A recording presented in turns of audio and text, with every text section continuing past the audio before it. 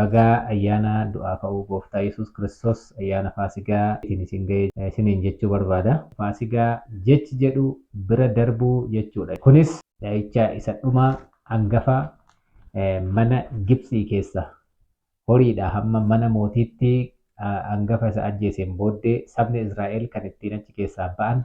Biyya Israa'el keessatti hangafni tokko hin duune, biyya Gibxii keessaa garuu hangafni tokko namne. Kan Israa'el keessaa horiin tokko hin duune, kan Gibxii keessaa hangafni horii tokkoyyuu akka hin hafne. Mana Israa'el keessaa boo'ichi tokko akka hin turre, sareen illee akka itti hin dunne. Mana Gibxii keessaa garuu namni waliif illee birmatu akka hin jirre.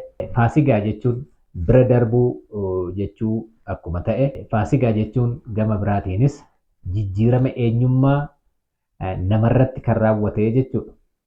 Waaqayyoo Israa'eliin dhiisee hangafa Gibxii rukutuudhaaf Israa'el keessatti jijjiiramni jiraachuu qaba. Kana jechuun Israa'el eenyummaan isaa yoo geeddarame irraan kan hafe Gibxi irraa ergamoonni akkamitti adda baasanii dhiisan tokkoyyuu hin qabu jechuudha. Jijjiiramni eenyummaa kun eessarraan isaanitti dhufe? Uummanni Israa'el, uummanni Gibxiis biyya Gibxii sana keessa, lafa Gibxii keessa midhaan biyya Gibxii waggaa 430 wajjin nyaachaa kan turan. Halkan walakkaatti garuu Waaqayyo ergamaa du'aa gaafa galchuu Gibxiin rukutee Israa'eliin akkamitti dhiise? Biyya Gibxii keessa gaafa darbu hangafni kee akka hin duunetti balbala kee irratti dhiiga hoolaa Faasigaa dibi. Faasigaa ayyaaneffadhu.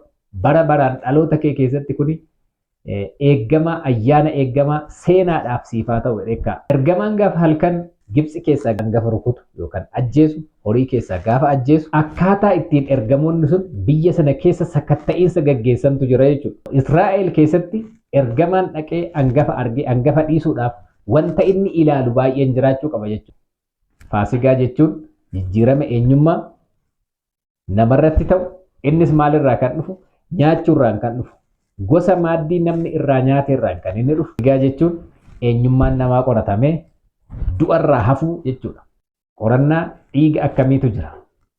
Qorannaa maal nyaachaa jiru kan jedhutu jira jechuudha. Faasigaa jechuun du'i halkan walakkaa namarra darbuu jechuudha. Mana Gibxii keessatti duuni jira. Mana Israa'el keessaa garuu duuni ni baafame. Duuni balbalatti ba'e. Ergamaan mana warra Gibxii gaafa seenu duuni mana keessa jira. Kanaaf ergamichi hin seena. Ergamichi bakka duuni nama keessa jiru seena.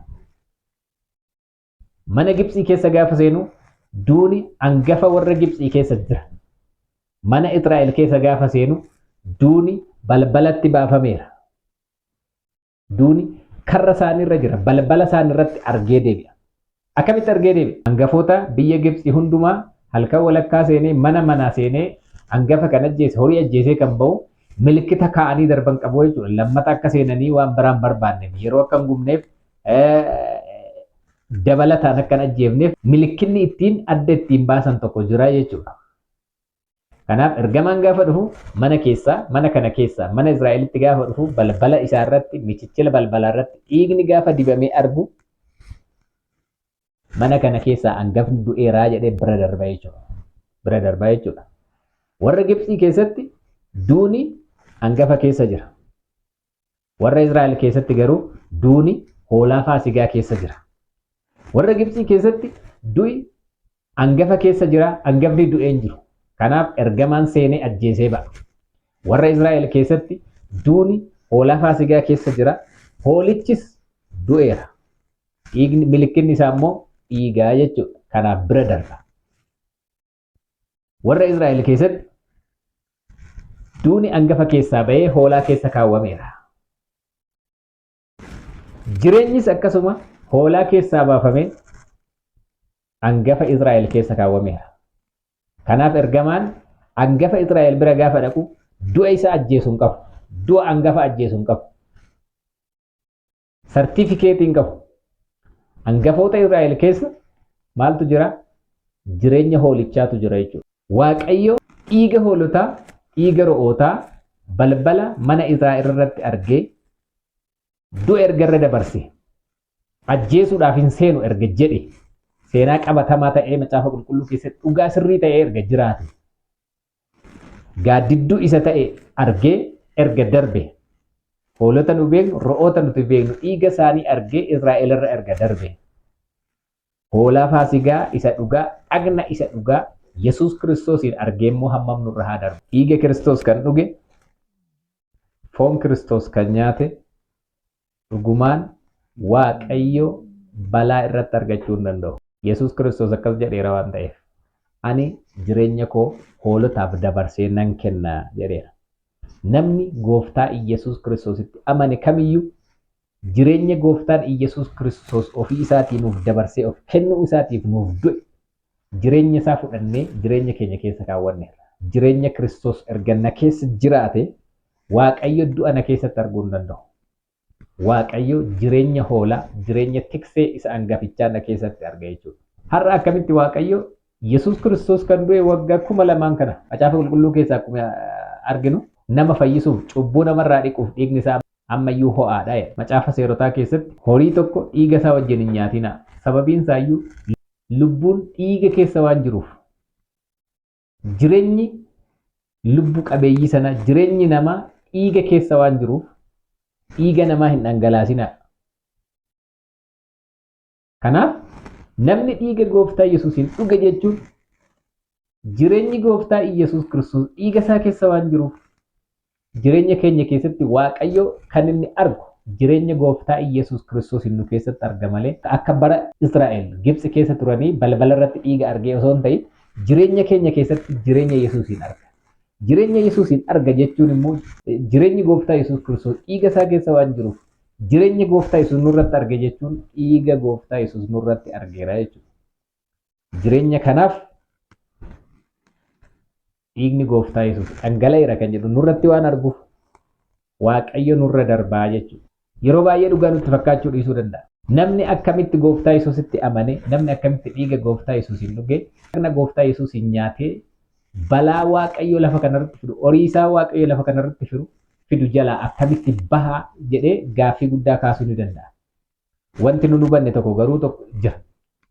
Dhiigni hoolaa, dhiigni re'ee Gibxiin ajjeese Israa'eliin akkamitti baase? Dhiigni gooftaa Yesuus Kiristoos immoo akkamitti nu baasu? Mana tokko hoolaa tokko erga qalame dhiigni hoolaa tokko dhiigni korbeessa re'ee tokko balbala irra du'a erga deebise dhiigni gooftaa Yesuus Kiristoos addunyaa kana guutuudhaaf dhangala'e nama itti amane hundumaa irraa mana itti amane maatii itti amane hundumaa irraayyuu du'a deebisuu ni danda'a. Hoolaan du'a deebiseera. Hoolaan inni dhugaan Yesuus Kiristoos immoo du'a bara baraa namarraa ni deebisa jechuudha. Hoolaan Faasigaa inni Gibxi keessatti Israa'el qalatanii balbala isaanii irratti dibatan hangafa sanarraa guyyaa sanaaf halkan walakkaa sanaaf deebiseera. Dhiiga hoolaa Faasigaa balbala irra dibame sanaatiin warri du'a guyyaa sana oolan lafa onaa keessatti dhumaniiru. Yesuus Kiristoos garuu dhiiga isaa dhangalaasee qulqulluu waan ta'eef dhiigi isaa mudaa kan hin qabne waan ta'eef du'a bara baraa nurraa deebisuu ni danda'a. Wangeela Yohaannis keessatti abboonni kee lafa onaa keessatti maannaa nyaatanii akka du'an osoo hin ta'in namni anarraa nyaate bara baraan ni jiraata. Warri Israa'el hoolaa Faasigaa nyaatanii lafa onaa keessatti du'an. Dhumni isaanii lafa onaa ta'e. Nuti garuu warri dhagna gooftaa Yesuus hin nyaanne dhiiga gooftaa Yesuus jireenya gooftaa Yesuus jireenya keenya keessaa warri qabnu dhumni keenya Yesuus keessa dhumni keenya jireenya dhuma hin qabne keessatti dhuma jechuudha. Nyaanni akkamitti hanga kana gochuu danda'a? Waan xiqqoo nutti fakkaachuu ni danda'a. Addaamii fi Heewwan muka irraa hin nyaatinaa jedhamanii achi keessaa baafaman. Muka kanarraa hin nyaattu taanaan garuu ni duutu jedhama.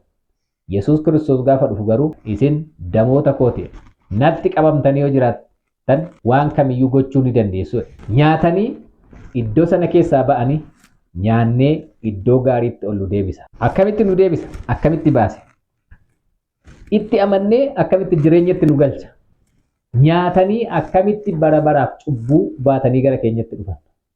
Yesuus Kiristoos waggaa 2000 kanaan dura du'e akkamitti na fayyisuu danda'a? Addaam fan immoo gara waggaa 6000 oliyyuu ni ta'a. Akkamitti waggaa 6000 deemee asitti sijjeesuu danda'a? Abboommii cabsuu nama tokkootiin duuni addunyaa hundatti galee abboomamuu nama tokkootiin immoo jireenyi addunyaa kanaaf